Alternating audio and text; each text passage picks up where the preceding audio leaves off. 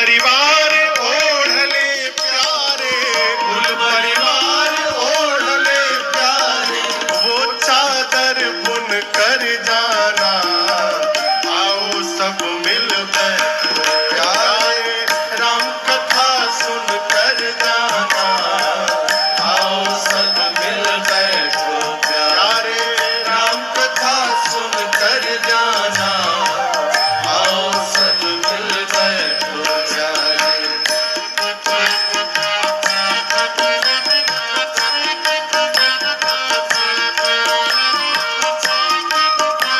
गंगा को भगीरथ जी लाए।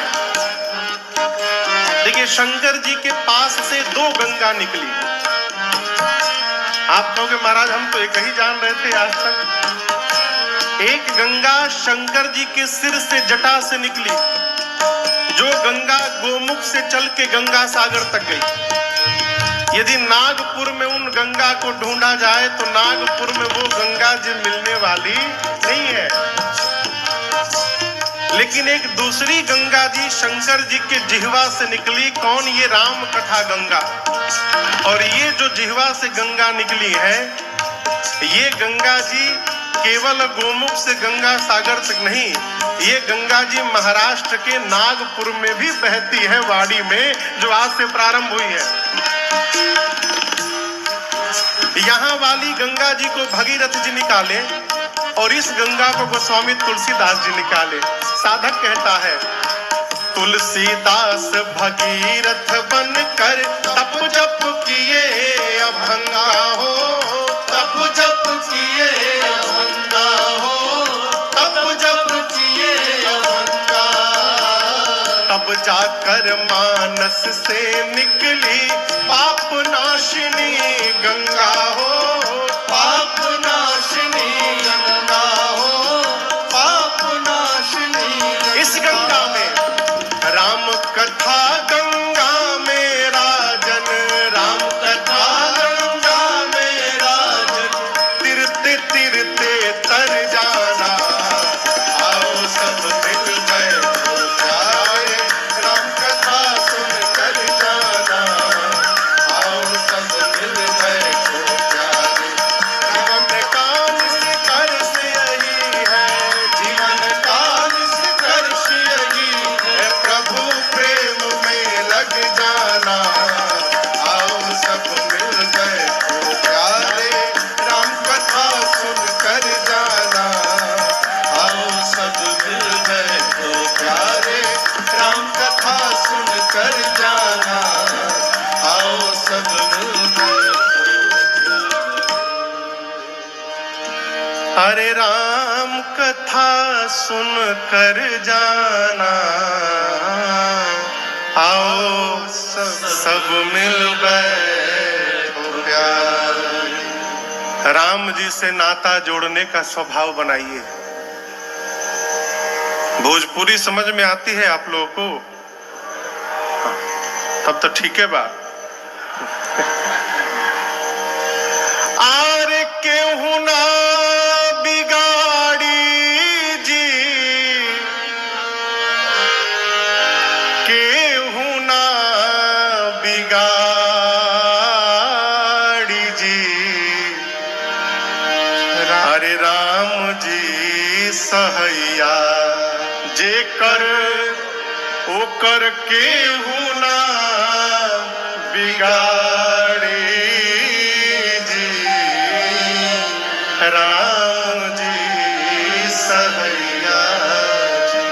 राम जी से नाता बनाइए।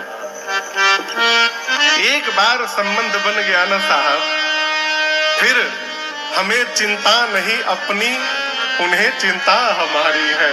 आपका काम समाप्त। एक बार यदि संबंध बन गया। गोस्वामी तुलसीदास जी कहते हैं,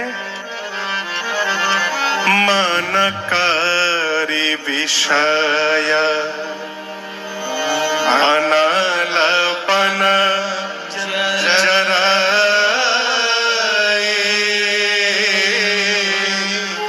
और होई सुखी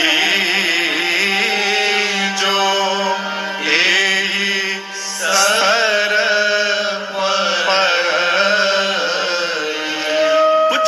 गोस्वामी तुलसीदास जी मानो अपने जीवन का अनुभव कह रहे हैं, कह रहे हैं मन जो है ना ये हाथी के समान है। मन का कभी भरोसा मत करिएगा। बहुत बड़े साधक भय प्रातः स्मरणीय पूज्य श्री पथिक जी महाराज, भैया मिश्रा जी अद्भुत महात्मा, उनके नाम पर 100 रुपए की संपत्ति भी नहीं है, ऐसे अद्भुत महात्मा पथिक जी महाराज। अपने आप से कहते थे पथिक तुम बहुत बड़े ज्ञानी हो तो घमंड में मत रहना। कहाँ कब मन बिगड़ जाए, कहाँ कब मन बिगड़ जाए, विचारों का भरोसा क्या भरोसा साहब, ये मन कब बिगड़ जाए कोई भरोसा नहीं।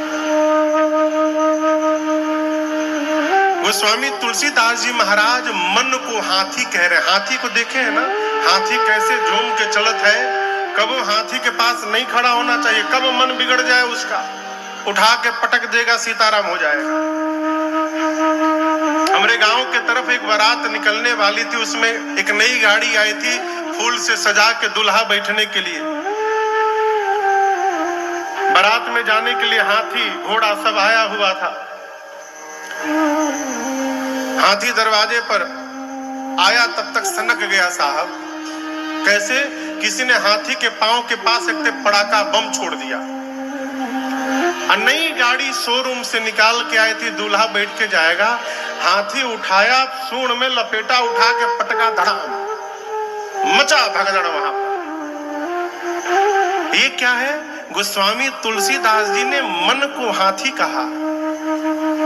जंगल में जब आग लग जाती है तो आग लगने के बाद जंगली पशु जंगल से बाहर भागने का रास्ता ढूंढते हैं, लेकिन हाथी बाहर भागने की चिंता नहीं करता।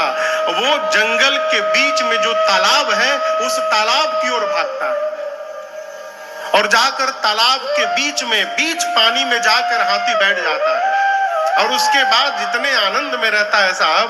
क्यों? जानता है कि जब तक इस पानी के भीतर बैठा हूं ये जंगल का आग मेरा बाल बांका करने वाला नहीं है, इसका कोई प्रभाव मेरे पर पड़ने वाला नहीं है।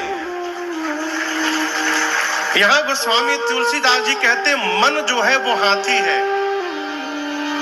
मन करी विषय अनल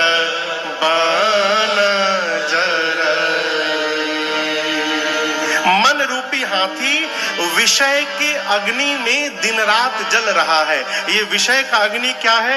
जितनी इंद्रियां हैं इनका विषय मन को फंसा के रखा है।